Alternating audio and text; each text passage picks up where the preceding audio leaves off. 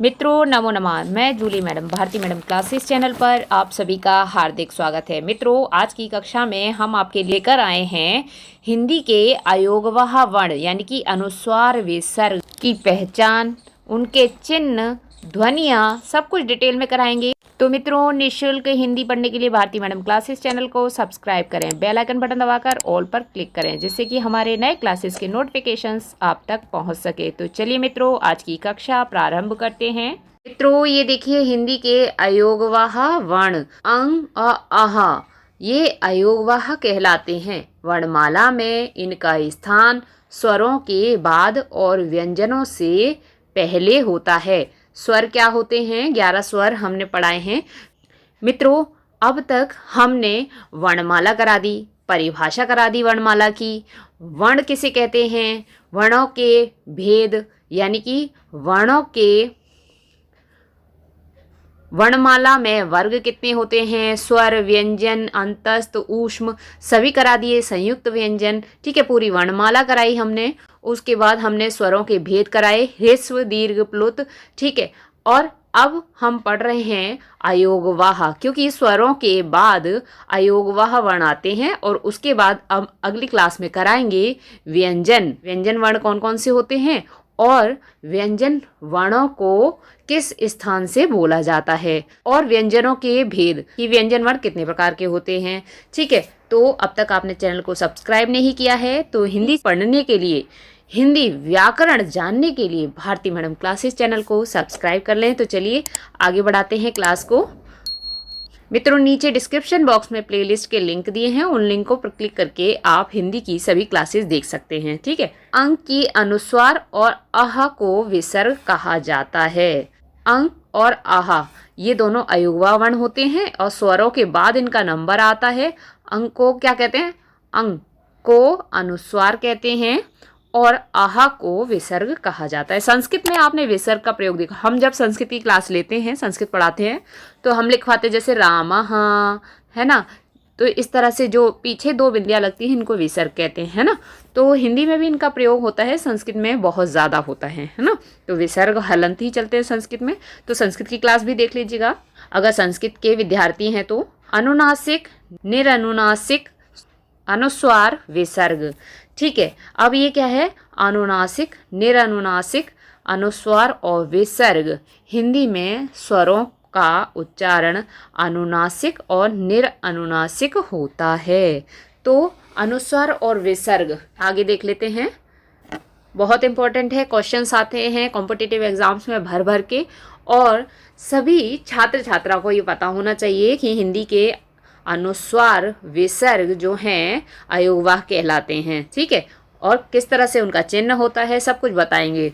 तो अनुस्वार और विसर्ग व्यंजन हैं। अब कहा जाता है ये व्यंजन हैं क्योंकि स्वर के बाद आते हैं, व्यंजन से पहले आते हैं।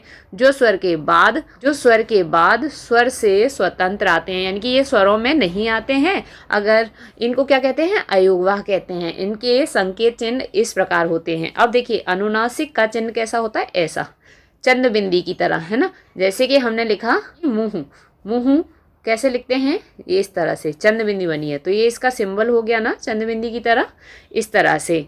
तो ऐसे स्वरों का उच्चारण नाक और मुंह से होता है। अनुनासिक स्वरों का उच्चारण बहुत अच्छे से याद कर लें। उच्चारण स्थान पूछा जाता है तो अनुनासिक का उच्चारण स्थान है नाक। क्या है? नाक और मुंह, ये दोनों से उच्चरित होता है, बोला जाता है। कौन सा वर्ण? अनुनासिक, जो चंद्र बिंदी की तरह होता है। एक बात समझ लें, अनुनासिक आप जान गए और उच्चारण में लघुता रहती है। लघुता यानी कि धीरे से बोला जाता है, जैसे गांव, दांत, आंगन, सांचा इत्यादि, ठीक है। चलिए आगे बढ़ते हैं। अनुनासिक आपने जान लिया। अब मित्रों आप जानेंगे अनुस्वार। तो यह स्वरों के बाद आने वाला व्यंजन है, जैसा कि आपको अभी अभी बताया था, जिसकी ध्वनि नाक से निकलती है। अब मित्रों अनुनासिक जो था वो कैसे निकलता था? नाक और मुख से, है ना। अनुस्वार किससे निकलता है? अनुस्वार कैसा होता है? सिर्फ एक बिंदी ऐसे ऊपर, जैसे कि अब लिखा है ना अंगूर, अंगद और कंगन, इसको अनुस्वार कहा जाता है। ये जो एक बिंदी है ये अनुस्वार है और इसका उच्चारण स्थान यानी कि इसका जो स्वर निकलता है वो कहाँ से निकलता है? ध्वनि नाक से निकलती है। अंगद, अंगूर, कंगन। आप प्रैक्टिकल करके देखिए, प्रयोग करके, तो नाक की सहायता से। अब आगे बढ़ते हैं। अब आई बारी निरनुनासिक की। अब निरनुनासिक क्या है? केवल मुंह से बोले जाने वाला सस्वर वर्णों को निरनुनासिक कहते हैं, जैसे कि इधर, उधर, आप, अपना, घर इत्यादि। ये ऐसे जो शब्द हैं ये निरनुनासिक होते हैं जो सिर्फ मुंह से बोले जाते हैं। ठीक है। अब विसर्ग, विसर्ग बहुत इंपॉर्टेंट है। तो अनुस्वार की तरह, अनुस्वार कैसा था हमारा? ऊपर एक बिंदी वाला। अनुस्वार की तरह विसर्ग भी स्वर के बाद आता है। ठीक है, ये तो है ही है। ये अनुस्वार हो, विसर्ग हो, ये सब क्या होते हैं? स्वरों के बाद ही इनका स्थान है। आपने देखा अंग, अंगा, ये दोनों कहाँ आए? स्वरों के बाद, 11 स्वरों के बाद। ठीक है, यह व्यंजन है और इनका उच्चारण हा की ध्वनि से होता है, यानी कि हा की तरह होता है। यानी कि इसको हा, ये व्यंजन वर्ण माना गया है क्योंकि इसका जो चिन्ह है वो 2 बिंदियां तो हैं, लेकिन हा की ध्वनि निकलती है। जैसे हाँ, संस्कृत में लिखते हैं ना कि अभी हमने बताया रामा हा। अब यहाँ पे हा तो है नहीं, लेकिन विसर्ग को क्या बोला जाता है?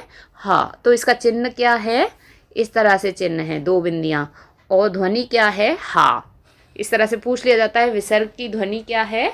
हा, और चिन्ह कैसा है? 2 बिंदियों जैसा।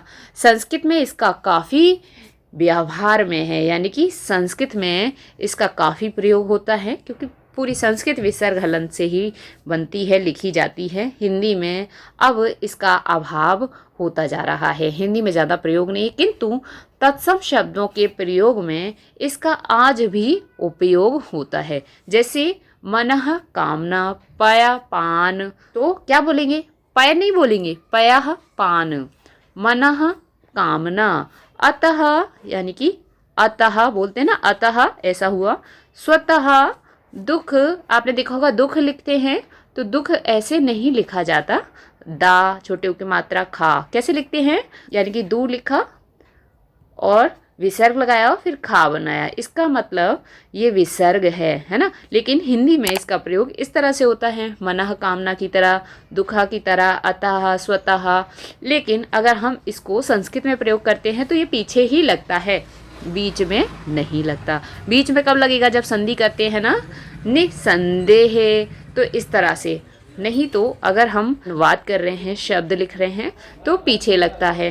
तो संस्कृत में विसर्ग का विशेष प्रयोग होता है, अधिक प्रयोग होता है, और इसका चिन्ह भी जान लें, ठीक है, कि सिंबल क्या है। अब आगे बढ़ते हैं। अब मित्रों ये देखिए, आप ये चीज़ समझ लें, अनुस्वार और विसर्ग, अनुस्वार और विसर्ग।